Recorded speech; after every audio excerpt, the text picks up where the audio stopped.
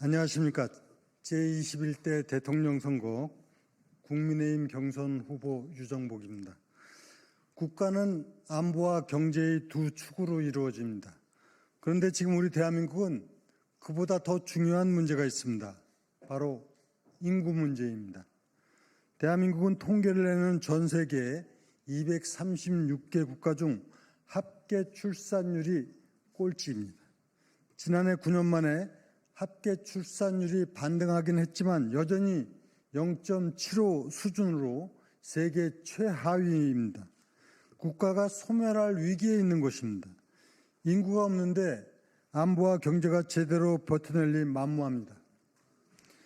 그래서 저는 오늘 대한민국의 불치병이라 불리는 인구 문제를 획기적으로 개선할 사항으로 첫째는 인천에서 성공한 저출생 극복 정책의 국가 정책화 공약과 둘째로는 현재 인구 구조에서 다가올 구은 병역 자원 확보 문제를 해결하기 위한 모두 징병제 도입 공약에 대해서 말씀드리겠습니다.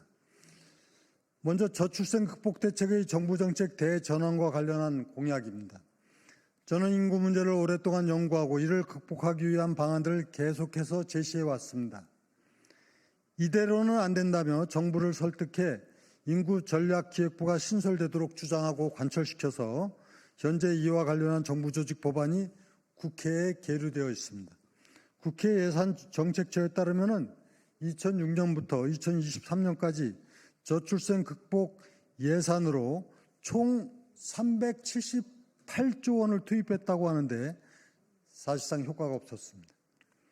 저는 그 많은 예산을 들여서도 왜 저출생 극복 대책이 실패했는지 면밀하게 분석하고 직접 나서서 국민 체감도 있는 실효성 있는 정책을 내놓았습니다. 간헐적이고 파편적인 정책과 예산 투입으로는 안 된다는 걸 결론적으로 내리고 종합대책을 수립하고 시행한 것입니다. 먼저 태아부터 18세까지 중단 없이 1억 원을 지원하는 아이 플러스 1억 드림을 시행했습니다.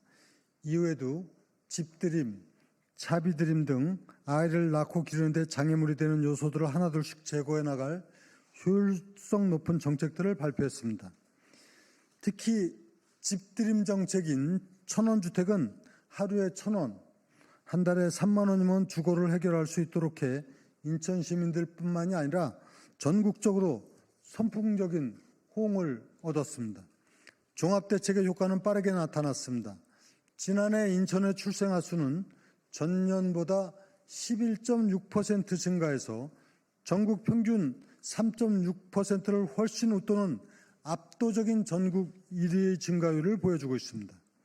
그토록 기다리던 신생아들의 울음소리가 인천의 곳곳에서 크게 들리기 시작한 것입니다.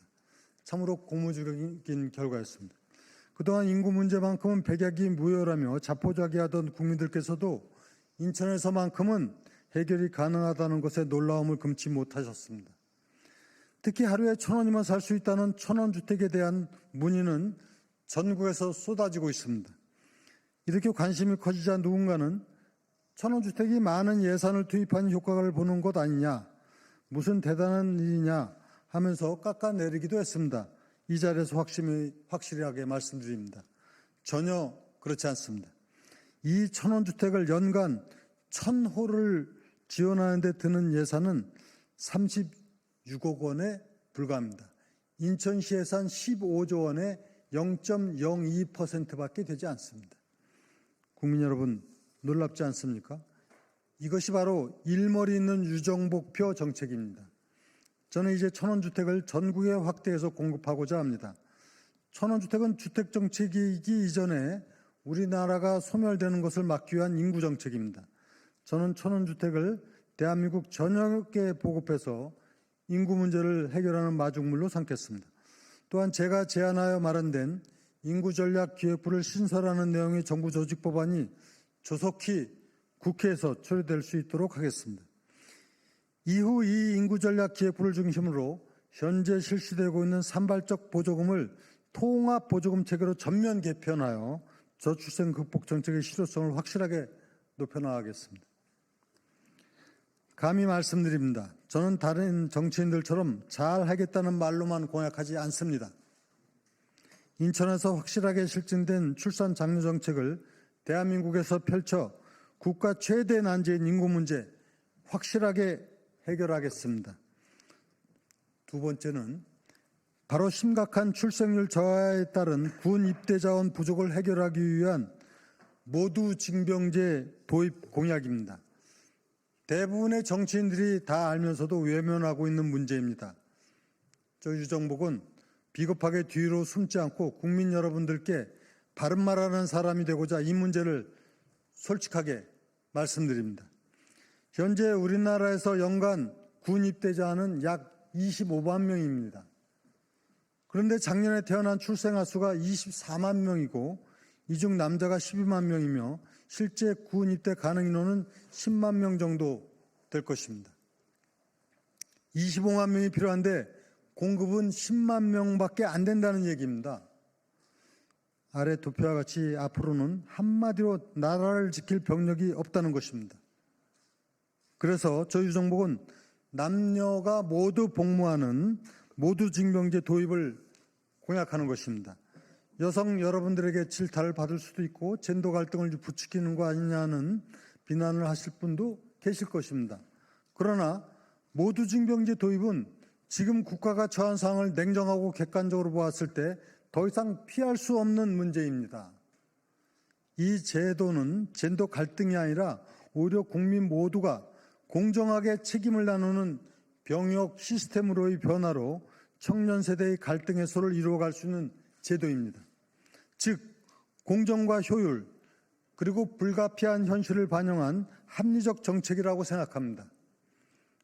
다른 나라에서도 나라를 지키기 위해 여성도 징병해야 한다고 양성 징병제를 도입하거나 검토하고 있습니다. 잘 알고 계시는 이스라엘 외에도 노르웨이, 스웨덴 등이 이미 시행 중에 있습니다.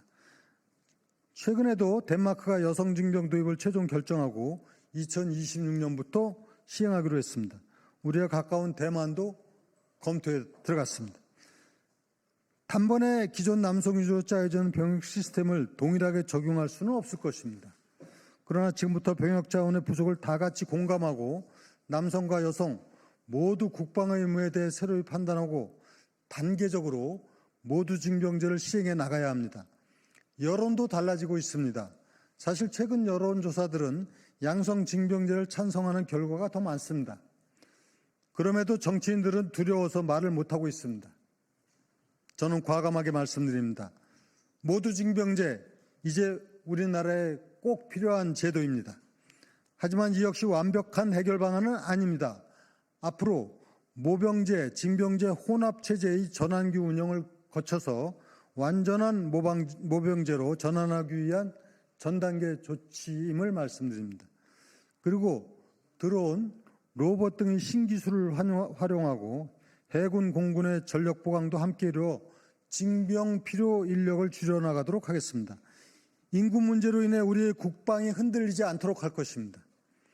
국민 여러분께서도 대한민국의 미래를 위해 함께 고민해 주시면 감사하겠습니다. 반대 의견도 있을 수 있는 공약인 만큼 평소보다 더 귀 기울여 국민들의 말씀을 듣도록 하겠습니다. 감사합니다.